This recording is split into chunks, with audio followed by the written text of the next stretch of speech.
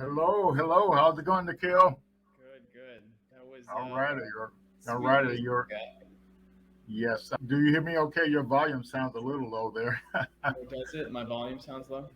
Yeah, but I can hear you. I just want to make sure the folks out in the audience can hear you. Yes, yes. That sounds fine. Yeah, glad to have you here. And before we have you introduce yourself, I'm gonna talk a little bit about Startup on the Blocks and share that with you and also the audience so they can get a feel for Mm. what's going on.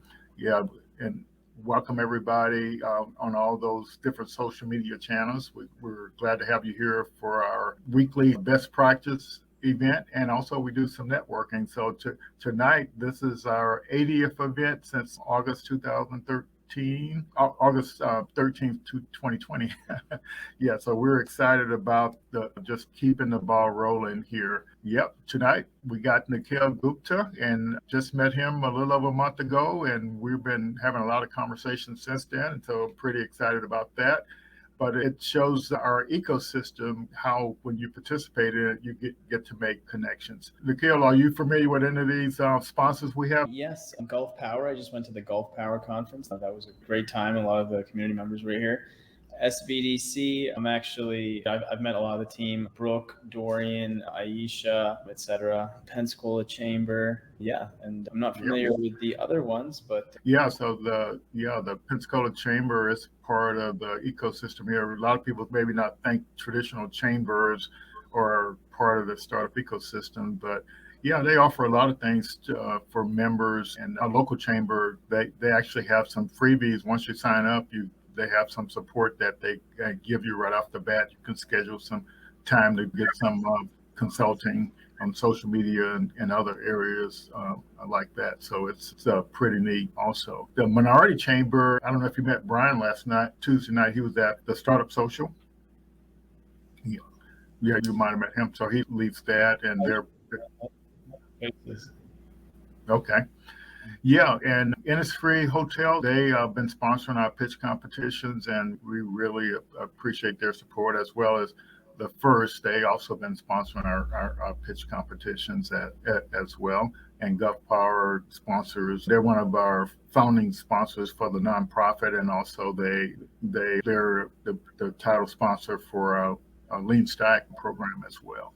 Yeah, so we're definitely fortunate to have the corporate supporters here in our ecosystem. Did you get an idea about Startup on the Blocks? And so, how would you describe Startup on the Blocks? Put me on the spot. So Yeah, we met about a month ago. This is quite interesting. This platform I've never really used Hopin before, but I realized actually that someone reached out to me about this platform maybe a month or two ago, a sales agent. But yeah, I think Startups on the Blocks. I think the way I heard you discuss it the other day is you're trying to tap into a lot of these ecosystems that we as entrepreneurs all try to find out about and get access to.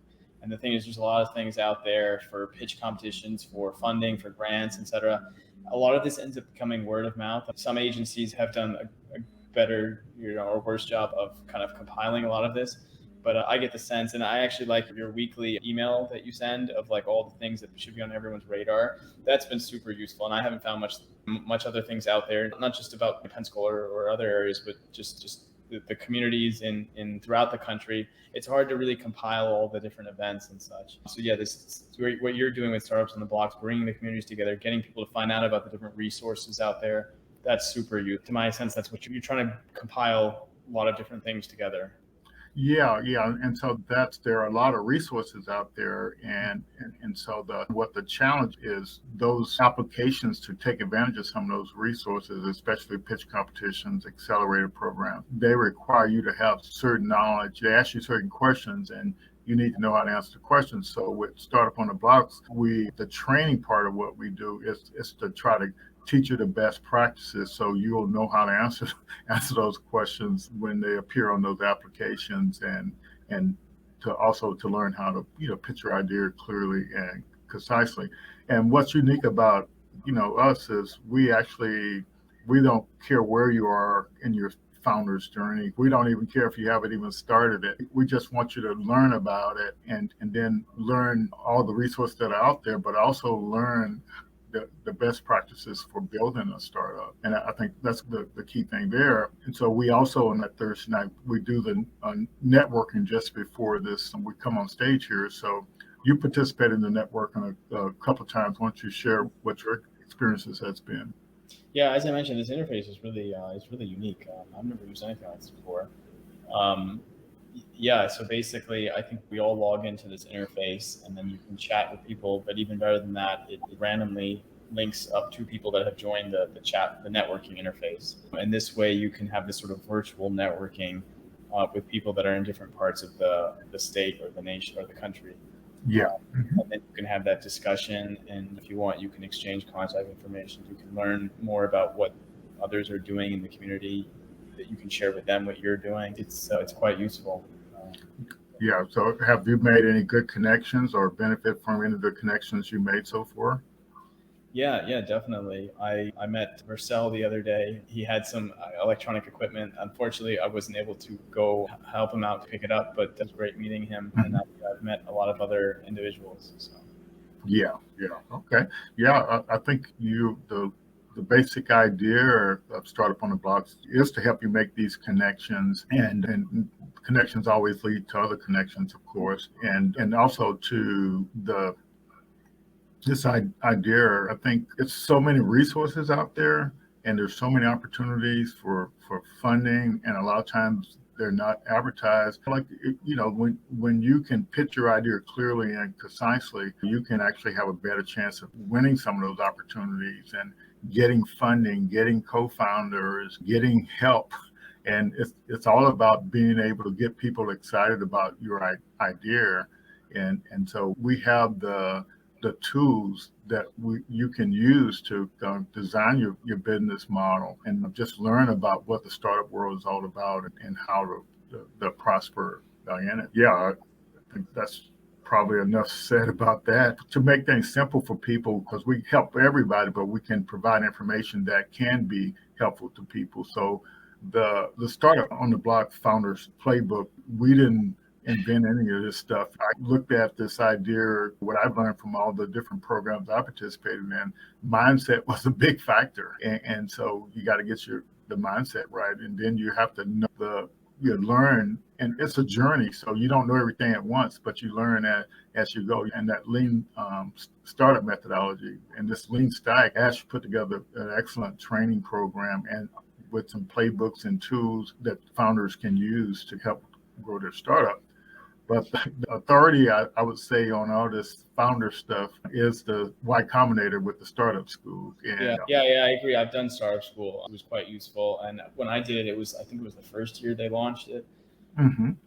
And it was good because you got partnered in a group with other startups. And at least when I did it, they grouped you by the type of company you are, like, I don't know, like SaaS companies or... Yes.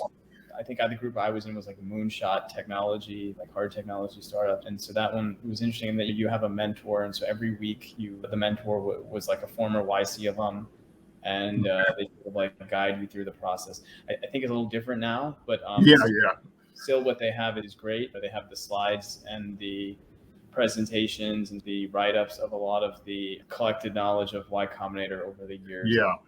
I think that Y Combinator library is unbelievable. Almost any question you have about being a founder or along your startup journey, that library, they have stuff in there from way back in 2005, 2006. So they've actually been at it quite a while. Yeah. We're somewhat early in the startup phase. We made our first sale for our product about a month and a half ago. And prior to that, when I was trying to figure out, I was like, it's the first product, how do I price this? And so I talked to my network, but I also spent a lot of time reading startup schools things on pricing and watching their videos on pricing. So that definitely gave me some insights on how to think about it. Yeah, and the next down there is that f6s.com. That is a tremendous resource for founders, and so to me, I sometimes give the analogy in the startup world. It's your how well you're known in the ecosystem is kind of like your credit, as opposed to in traditional small business. If you need to find money or loans to fund your business, you have to have the credit and all that. But in the f6s.com world, for all the benefits for being in there, and they have over 4 million founders on there, it's like you build up your profile, both your personal and your business profile, and that's like your credit, because people are aware of you and what you're doing based on your profile. And then based on that, then you got companies like Amazon, Google, and there's so many companies, like it's a couple $1 million worth of freebies on there. And so you can leverage these tools to help you defer some of the costs to build stuff or to host stuff in the cloud, or some marketing tools or some discount things. It's just a fabulous resource. And I tell people there's so many things out there, and people need to be aware of these accelerators, these pitch competitions. They need to be aware of you in order for you to become a known factor in the ecosystem, and that plays a big role in your success. Yeah. Yeah, no, I agree. Yes. Yeah, we do, and I say attend weekly networking and learning events. And so, it's pretty interesting who you might run into, who you might meet. But what we try to do, in addition to having founders on, we have experts on that actually share knowledge. And so we've got a lot of accumulated knowledge from 80 events now. So the key thing, if you do a lot of the stuff we suggest, then you can leverage the ecosystem to kind of help your startup grow. So let's see. Yeah, I can't say enough about Ash and the Lean Stack. Yeah, he's mentoring us and what we're doing, and we're sharing whatever we learn from him here, and also our portfolio companies. Yes, and we got you on tonight, but next week we have Erica, and she's pretty amazing. She's the CEO of these three-day startups, and I think that's going to be a great conversation as well. And she's also bringing her vice president of programs on, Chandel. So that should be a pretty good thing to tune into next week. And they did something unique. Their program, they actually took what's the accelerator program out of Austin there? I'm trying to think, I can't even, but yeah, it's one of the leading top 5 programs. And they actually took all that training material and they mapped it to skills that a person needs. And then they're using the local work boards to actually pay for that training. So as an entrepreneur, they can fund people learning the best practices of building a startup. So I thought that was pretty neat. Later on, toward the end of the month, we got Lico and Brianna coming on. They're from the Pensacola Chamber. And I don't know if you're aware, when you join the Pensacola Chamber, the reason why I asked these two people to come on, they do Brianna, she does the email marketing, and Lico, he generates a lot of the content for the chamber. And so they've been really successful with the social media for the chamber. So I thought I would get them to come on and share some of their strategies and approaches for engagement with customers. And so that should be a great event as well. Okay, we have mentors, and we're still recruiting more mentors. And the idea there is like they all have different types of expertise. So we got some founders in there. We got some, Pat is a CPA accountant type. We've got some consultants in there. Bob Foster, he's kind of number one business development guy you ever want to meet. So he is the man. And I think when I met Bob Foster, he had about 5 years or more ago, he had 6,000 LinkedIn connections, and I'm not sure where he is now. It's probably, I know the last time I checked, he had over 14,000, so I'm not sure where he is. So you definitely want, if you need some help with some business development, and Marcia does marketing, and Rodney Jackson is a banker, and Tate Larry, he's a consultant with the Small Business Development Center, and John and Jessica, they're in the ed tech, and they've been working with folks. And Purcell, he's a true entrepreneur. He's been a really successful entrepreneur. And Pete Nowak, he's a local. I think he has the most McDonald's chains here and there. He's got about 6 of them. So yeah, these are all people that can actually help you with your startup, and so I think that's a pretty neat resource to have. All right, so I like this startup social chart because that's where we met, right?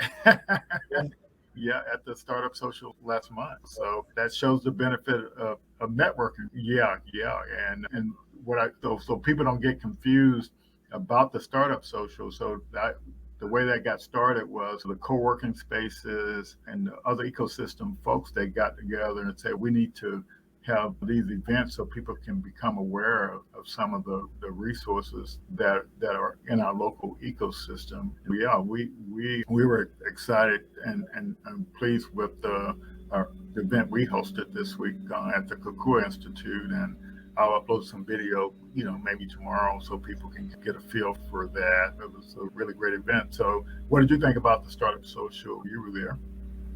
Yeah, no, it was good. Yeah, I think the first one I went was at the Founder Institute, and I think it's a good program because Colab, Kukua, Jetty, and the Founder Institute seem to be the main sort of startup hubs within the community, and it's actually quite amazing. Actually, given the size of the population here, I think we have a really emerging and vibrant startup community and small business community. So I think it's really good to get everyone together, and the idea of rotating makes sense because this way every perspective and every stakeholder can be involved, and then you get different segments. Someone might be involved with Kukua versus involved with Jetty. And then this way, by rotating, we can mix all the communities together. Because often what ends up happening in all these communities is they get siloed. Yes. This way we can mix everything. So it's a credit to all of you who have created this social. Yeah, and it's interesting. I hope there's some veterans listening out there because the Spring Jetty IoT, they both have free office space for veterans. And so no veterans that's taken them up on it yet. So that's amazing to me. You have to. I've been to the Spring. The Spring it's definitely got some high quality interiors. That's a good space. The Jetty, I'm looking forward to checking out pretty soon as well. Oh yeah, the Jetty is huge, and they got the maker space in there, so that's what neat. But the other thing that's neat about that, Tom that runs that, owns that, he's an investor too, so that's another reason to hang out over there if you're looking for some funding. Yeah, you have to know where the money is around here. Yeah, I think that was the introduction to Startup on the Box, but I think the main thing we wanted to make our ecosystem inclusive, but we wanted all the problems that founders have, we want to get some funded programs to help solve those problems. And you have to know what the problems are, and being involved with this Startup on the Blocks, and actually the local ecosystem throughout Northwest Florida. I've been participating in it since 2014. And so it's kind of, you have to get to know the players in the ecosystem and what services and stuff they offer if you want to take advantage of them. And if you going down to Miami to the Merge Americas thing, and just to give you an example, Enterprise Florida, how I found out about it, they gave me a couple of tickets to go down to Emerging America. That's you see what I'm saying? So you have to, and as a result of that I was able to go down there a couple. With the following year, I went down there. I was able to pitch and everything. So that's pretty neat. So I'm excited about you going to take a trip down there. It should be good. So Emerge is the first 2 days, and I was able to get a complimentary ticket for that. And then the final day, I think, the keynote day, let's say, is on Friday, and that one looks quite good. And there's some interesting VC firms out there, and of course other startups that are doing interesting things. So I'm actually trying to figure out my schedule right now, like where am I going to go? Yeah, we were talking about that a little earlier, but I can tell you the times I've been down there in that ecosystem, it's really huge, and there are a lot of things going on. The county participates in the ecosystem, the city participates in it, the university. It's unbelievable. You'll see at Emerging Americas, the whole majority of the ecosystem will be there, and so that's a pretty neat thing. I guess I'm gonna keep talking about it so much. I'm gonna want to go. You should, Lloyd. I'm very optimistic about Florida, and I think the startup ecosystem is growing throughout the state. And what's really cool about this is I was back in Connecticut still last year, and my friend, my buddy, he's also a clean tech entrepreneur. He's in the battery space, and he was just messaging me like crazy about this last year. And it just emerged this Miami Tech Week last year, like off of Twitter. People were messaging each other, and then now it's become a thing. And then Miami, has theirs. There's no reason we can't have ours eventually in Pensacola. Oh yeah, and I'm glad you're thinking that way, because the people, the organizations that do economic development, I don't think they realize that that you can actually do a showcase for startups, and so I think when I suggest things like that to people here, but ultimately a lot of times you have to do them yourself. You have to just go ahead and do it. But yeah, that's how I say that, but it's. We need to do more stuff. And I think I-10 Wired, I think it's all about entrepreneurship and technology. So I think it'll go there. But before we go any further, why don't you can just introduce yourself and tell us a little bit about your startup, and then we can dig a little deeper after that. Yeah, so again, my name is Nikhil Gupta. I'm the founder and CEO of Determinant Materials. And what we do is we recycle electronics and we produce precious metals, which we sell to the jewelry to make a branded jewelry product. So what we're doing is we're tackling the two problems that we see as issues here with electronic waste, end-of-life electronics, which is the fastest growing waste stream in the world. That's one problem we're solving. The other problem is materials production, ethical materials production, secure, stable supply chains of materials. Right now we're focusing on precious metals, but eventually we'll focus on metals like copper, steel, aluminum. Eventually a lot of people have heard about rare earth elements, lithium, cobalt, that sort of thing. So we are basically providing a local and secure source of critical materials that are needed. Our target market at the moment is ethical jewelers. So these are jewelers who care a lot about the origin and nature of the metals that they use in their jewelry. They want to be able to say, look, this wedding ring came from this batch of electronics, recycled at this facility in a clean way. Wow. Okay. Yeah. So we have a patent pending technology that we call the micro refinery, and it's a fully clean mechanical process. And we envision so I moved the business, we can maybe talk about this later, but I moved the business from Connecticut to the Pensacola. So that's our headquarters, and we're building the first micro refinery, the first factory here in Pensacola. And then eventually we plan to branch out throughout the state and the nation and possibly the world. Okay. Wow. That sounds pretty exciting. So you're touching a lot of different things there. So how did because I understand you're a chemical engineer. How did you, in high school or something, why did you decide to become an engineer? It's a really long story, but I'll try to simplify it. I think at a really young age, I realized I was into science and technology. I remember my mom, I think I was like 5 maybe. My mom bought a book from one of my friends. It was called Pocket Science. I still have the book, actually. Wow. Okay. It's one of my prized possessions, let's say. So it was a science and technology book. It was written by some engineer. She bought it from my friend. I started reading it, and then I was like, oh, it was his birthday. I was like, oh, Mom, I really like this book. She's like, oh, don't worry, you keep it. I'll go buy something for him. Just as a young age, I really got into this sort of thing. I got into the clean tech resources space when I was summer after freshman year of high school. I was 14 years old. I went to India where I had some family there. And I saw the resource insecurity that they have there, the energy insecurity. Okay. Basically, electricity would go out all the time. Oh my goodness. During sweltering hot, like 110 plus degrees with high humidity that makes the panhandle look like a joke. And you would see the issues with the energy insecurity. But at the same time, there was a lot of pollution there. So to me, it was like, look, we need some sort of more robust solution that we don't compromise the environment, but at the same time, we have energy security that people can live a better lifestyle. So that's how I got into that. As I realized I wanted to be a clean tech entrepreneur senior year as I was writing the college applications. And I realized that as I did some research, it seemed to me that chemical engineering was probably the thing that would give me the best chance of helping to solve this energy resources environment sustainability challenge. Okay. So I went to a school in Boston called Olin College of Engineering. Okay. It was specifically focused on engineering and design and entrepreneurship and how do you design a solution, engineer it, and create a solution and get it out into the world through business and entrepreneurship. So you said there's a college that specifically takes you through that process? That sounds pretty unique. The idea, yeah. I'm going to have to get some kudos from the school for free marketing. But yeah, so it's called. Yeah. But I think people need to hear about these institutions that are focused like that. I think it's really important. Yeah. Yeah, I'm actually going to be on a panel, I think in May. So so in May next month for a clean tech panel, but it's called the Franklin W. Olin College of Engineering, based in Needham, Massachusetts. So that's right outside of Boston. So when I was in college, I was really involved in the Boston startup ecosystem. Centered around Boston, Cambridge, MIT, Harvard, and Babson College was next door. There's a lot of entrepreneurs who would go there.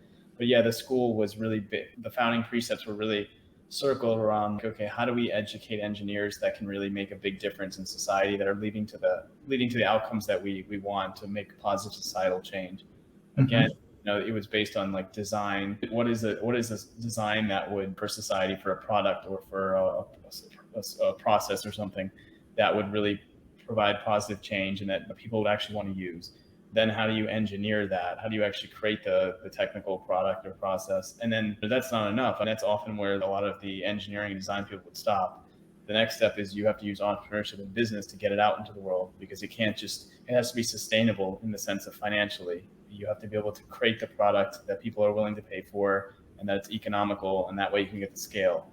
So that's a lot of that thinking shaped my thinking as I was thinking about this business and what I wanted to do in the future. Yeah, I think that says an awful lot, because most public colleges, a lot of them, they don't teach you how what you're learning fits in the whole scheme of things. So I think that's an excellent. I'm really glad you shared that, and so hopefully that'll help some people in the audience. So what did you do once you finished college?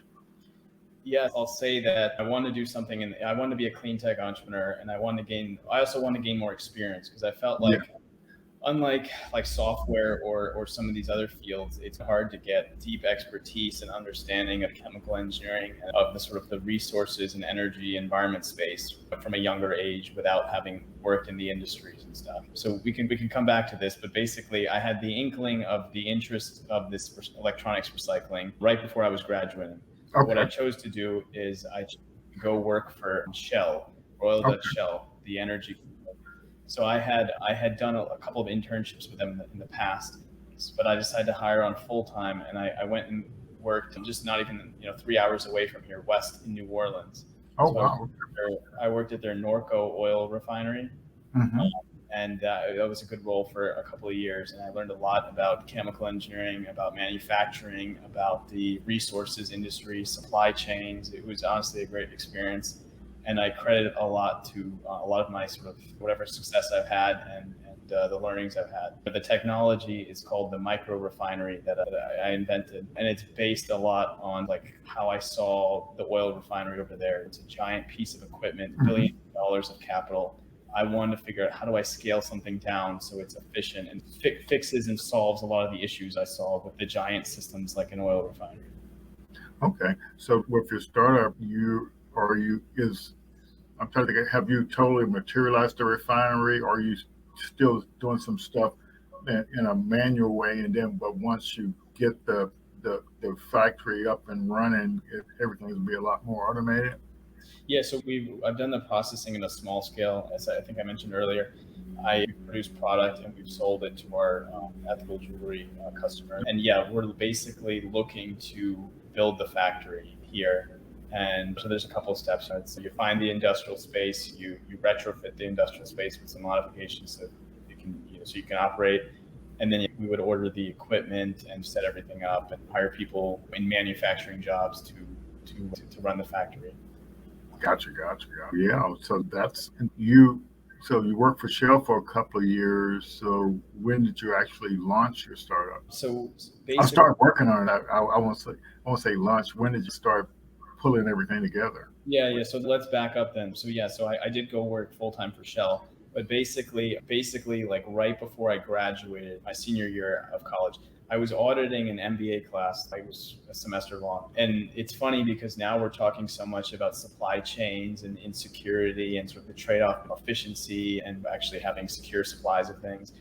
But I've been basically thinking about this stuff for more than a decade. So Gotcha.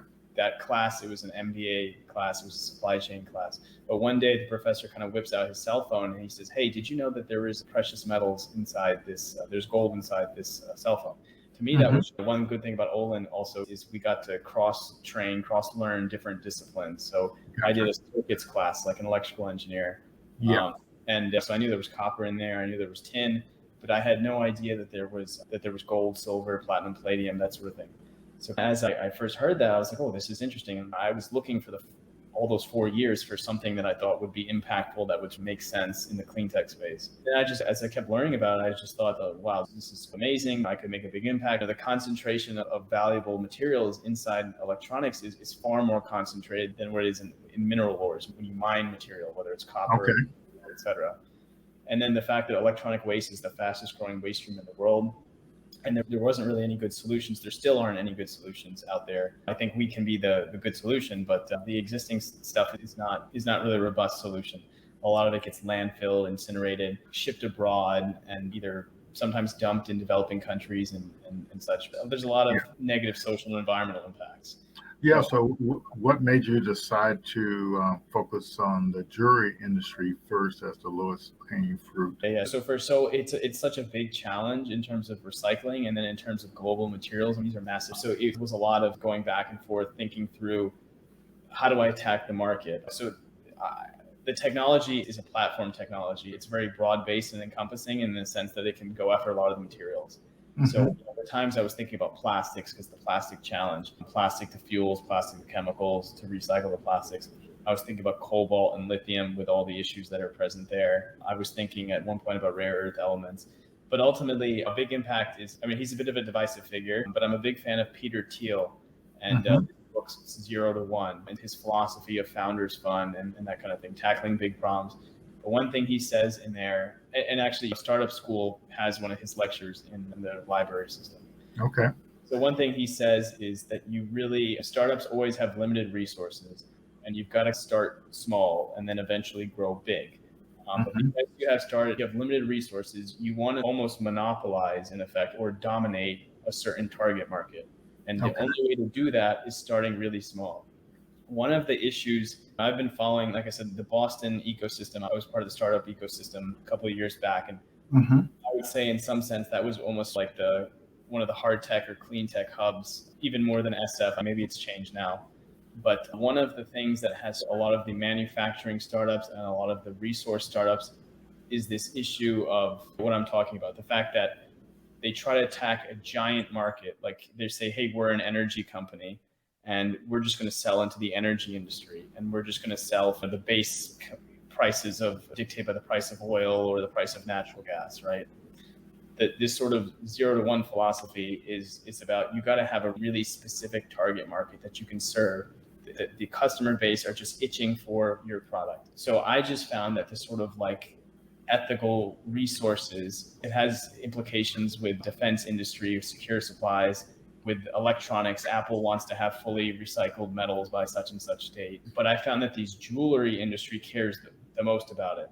They really care about ethical sources. And then if you can target the specific small jewelers, so that's what I'm going with, this ethical jewelers that are small, that are niche, small businesses, they're willing to almost bend over backwards to get some. That's why I decided to target gold and then also to target specifically ethical jewelers. The other thing is if you look at something like cobalt, for example, or nickel, you can't just really produce the metal. It's a chemical. You're producing a designer molecule, actually, that you're trying to drop in somewhere in Ford or Tesla's supply chain upstream, right? Whereas, gold is a bit, in some sense, simpler.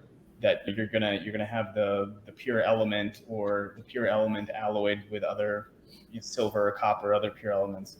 So there's technical reasons and there's sort of market reasons, and that's the reason we decided to go for gold specifically now, and then with the target market being these ethical jewelers.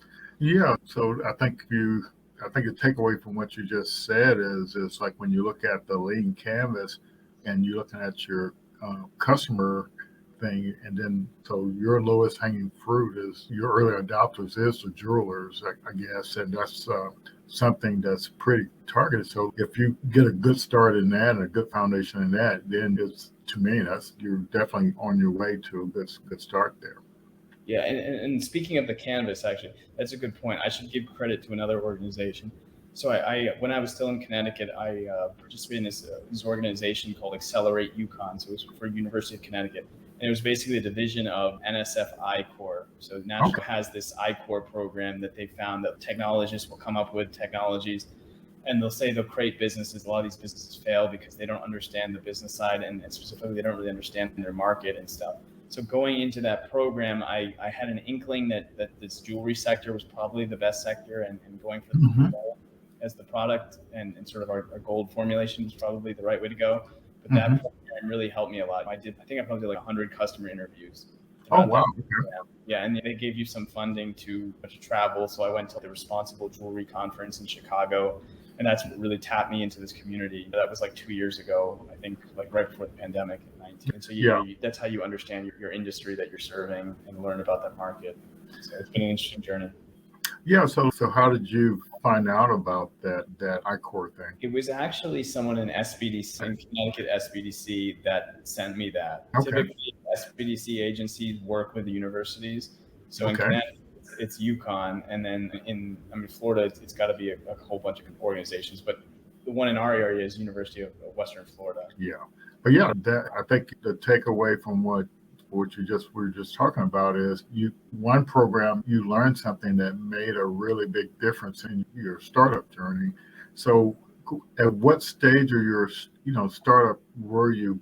So when you applied for that, what was that application process like for getting into that I-Corps program? So there's like the National I-Corps program, which I think I've heard is more intensive and to go through, which also probably means that it's more competitive. And I thought when I went through the UConn program, I didn't even know of the national program, but by the time I went through the UConn program, I was like, okay, this is good. And I think I've learned what I want to get out of this.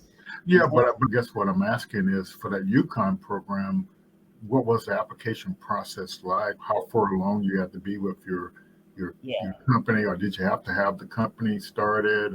That's what I'm getting at. Yeah, I'm trying to remember all the details. I think that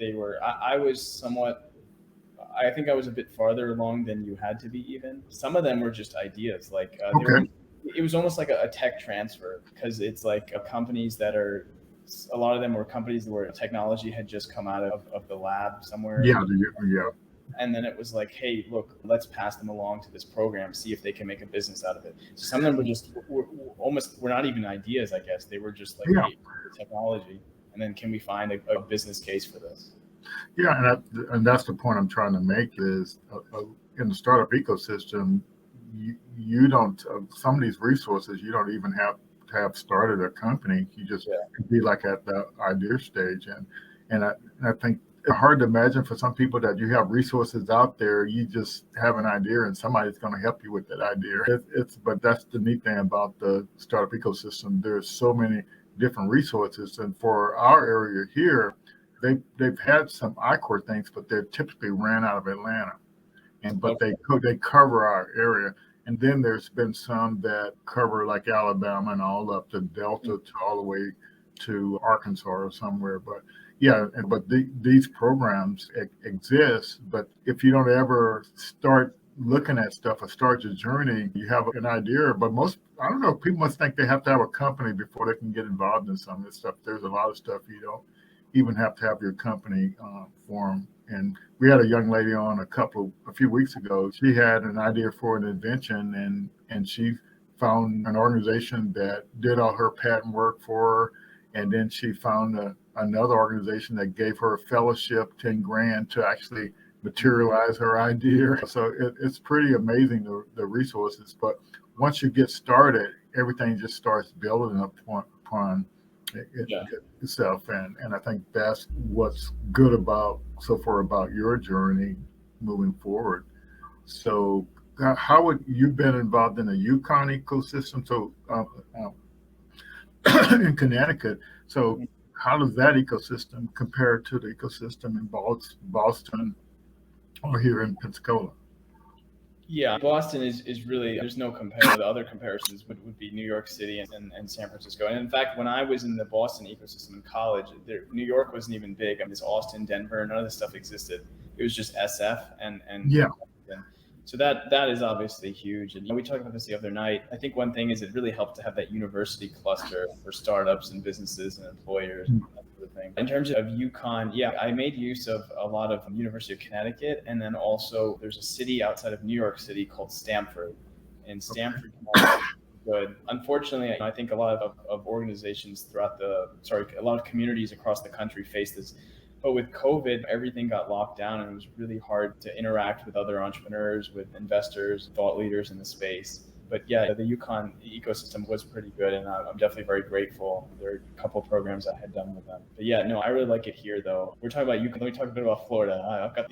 Florida. I'm just really optimistic on in every facet of the state. I just think the state's growing like crazy. I think it's really business friendly, and I really like the startup ecosystem. I mean, we've seen how the Miami ecosystem has exploded. There's so many groups that are coming or opening up offices from San Francisco and New York, and then Tampa as well is also exploding. And I think our area can definitely be next. So I'm very optimistic about the Panhandle. I think it's something about the sort of, not the DNA, but it's like the experiences I've had. I like to be part of like new things. So that college I mentioned, the Olin College, was a new college. And right when I got there, we had just had as many alumni as current students. It's new, right? And then obviously I'm dedicating my life and a couple of years of my life to this startup we're trying to create something new. We're creating a new company. We're trying to create a whole new type of resource. There's regular copper and regular gold, and then there's determinant materials, fully recycled, traceable. And then at the same token, like I think that Northwest Florida, the Panhandle, Pensacola, this area, I think that we could become the next Tampa and Miami here. Yes. I like the fact that this area is emerging, it's growing, and things are developing a lot. I'm very grateful to be here. I was grateful to Connecticut, and it was a tough decision, but ultimately I think the future for myself and for Determinant Materials is suited well in Pensacola and in Northwest Florida. So I understand you work with Florida West to kind of come down here. So tell me about that a little bit. Sure. In January of last year, of 2021, I took a trip down to Panama City Beach. Okay. I checked out.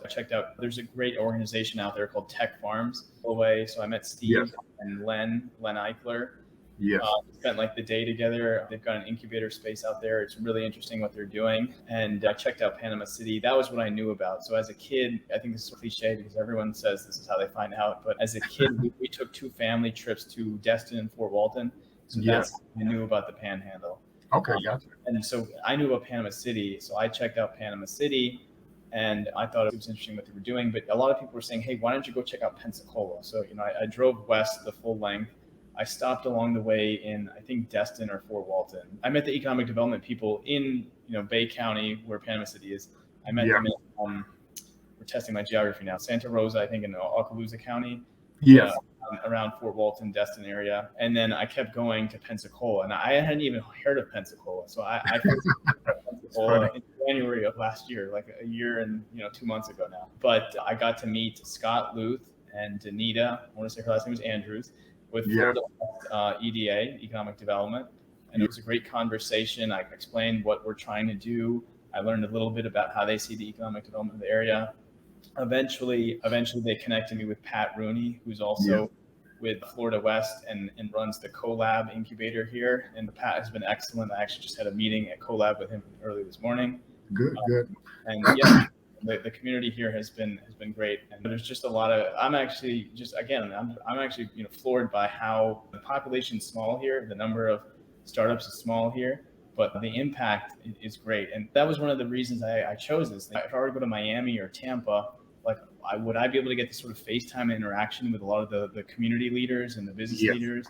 I don't think it would be the same way, or it would be after maybe I had established myself for a year. I'm getting to meet with a lot of these excellent, helpful individuals within the first month or before I even moved down here. And so they help me see how Determinant Materials can make a home.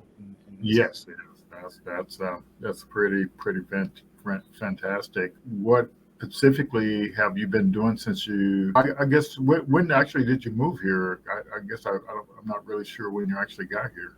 It was about January of this year. Okay. And so I know since we met at the March Startup Social, you participated in Startup on the Block. So what in the Startup Social, what other stuff have you participated in? Okay, so Startups on the Block, Startup Social. I think I've just been, so Seville Quarter has a networking event for young professionals. So in fact, the chamber held the event yesterday, and some of the other individuals were there. I've gone to just a lot of also like one-on-one meetings and that sort of thing. Kukua Institute they have some kind of roundtable. I was invited to that. Okay. And I went to some of the Studer events. So okay.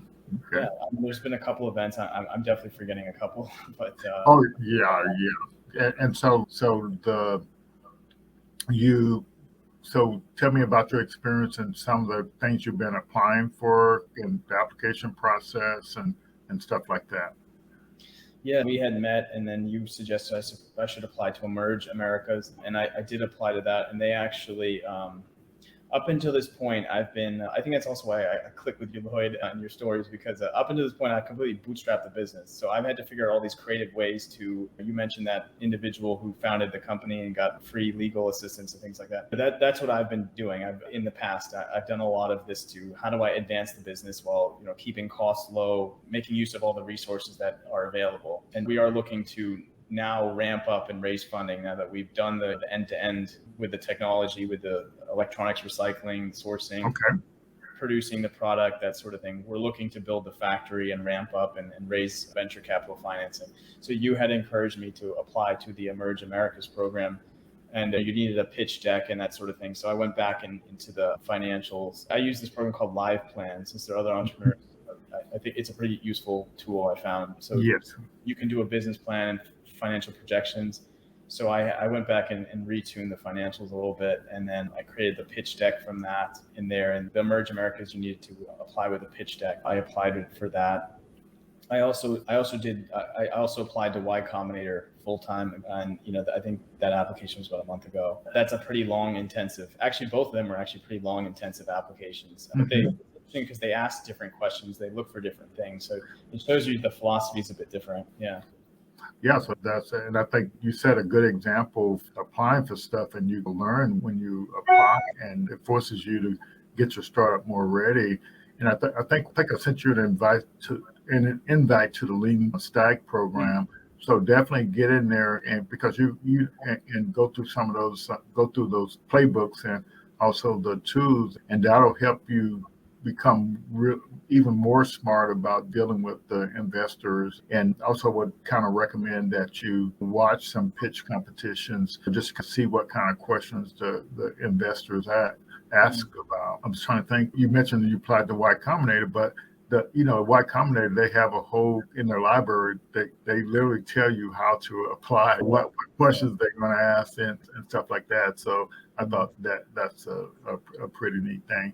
So the folks out in the audience, so definitely, if you have any questions Vercel, not even looking at the screen, Vercel has a question for you.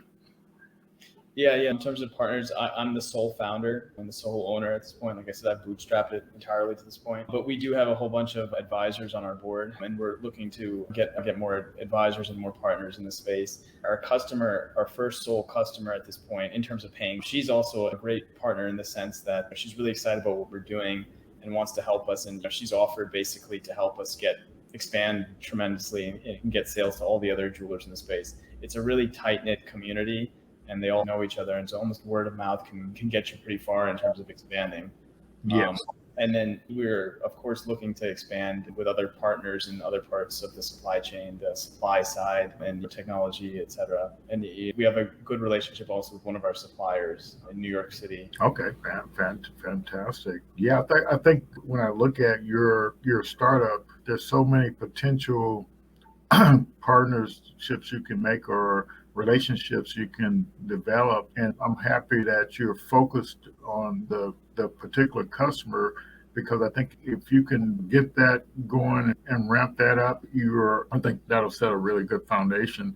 And then all these other materials that is in this electronics, then you can look at ways to expand your business there. But I definitely encourage you to keep doing what you're doing, and just keep trying to learn these best practices, because it's going to save you a lot of pain and getting that feedback from these applications and stuff. But I think you've seen, once you do something, it leads to something else, and that leads to something else.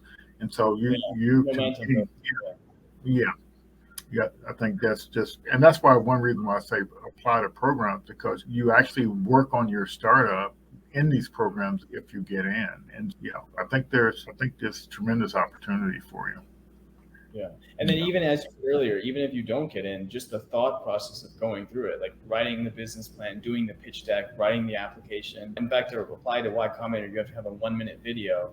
And just doing that, it's almost like a soft pitch in a way. So you get some practice in giving that soft pitch. So every aspect of these applications, there's obviously a fine balance between making product and, like Y Combinator would say, make product and talk to users and get sales. So there's a fine balance between those things and applying to everything, but a healthy mix of the two. And so what you have to do is you have to focus on the programs for the industry you're in. So you would, in your case, you would look at the recycling industry, you would look at the jewelry industry, and programs that do that. But the other thing is you also have the social good program. So if you focus on those three particular areas for recycling, who's interested in that, what programs are available for that. And the jewelry industry, I never heard if there's thing called jewelry technology, but there may be something called jewelry technology, and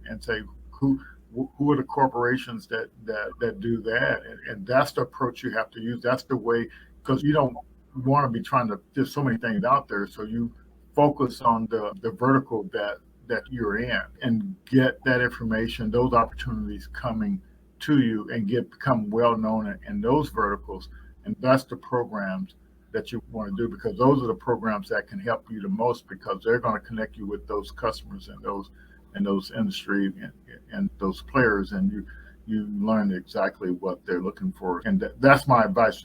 And I recommend, the deal is you have to make these strategic decisions, and I hope people don't get confused that I'm telling you to just apply for any and every program. You find your vertical and focus on that.